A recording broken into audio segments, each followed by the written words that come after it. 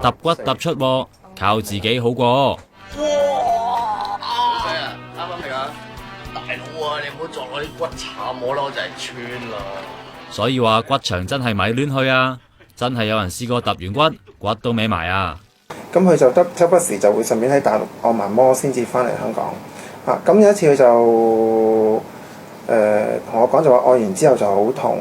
咁跟住一照咗之後咧，就發覺佢就第三、第四、第五節嗰度有移位。嗰個40幾歲嘅女病人，原來本身腰椎已經有少少移位㗎啦，俾個肥佬按摩師踩多兩踩，搞到5節腰椎有3節都要做雙鐵片手術啊！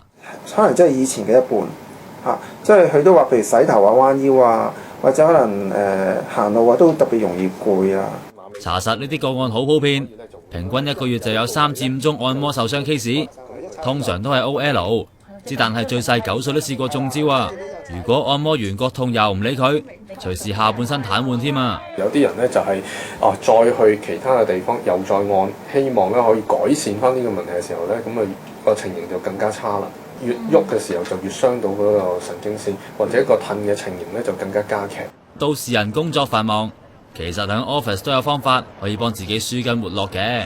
嗱，呢一個運動咧係舒緩頸部嘅肌肉嘅，咁好簡單嘅啫，只要將4隻手指擺喺頸後尾枕，跟住慢慢打圈，按到落肩膊嘅位置，咁就得㗎啦。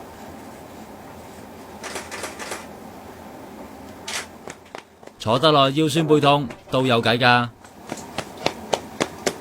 就由膝頭哥開始啦，就慢慢拍打，咁千祈唔好太大力喎，拍到去背部嘅位置咧，跟住可以拍翻落去，咁來回做10次就可以㗎啦。記住呢幾招，咪唔使下下去深圳咯。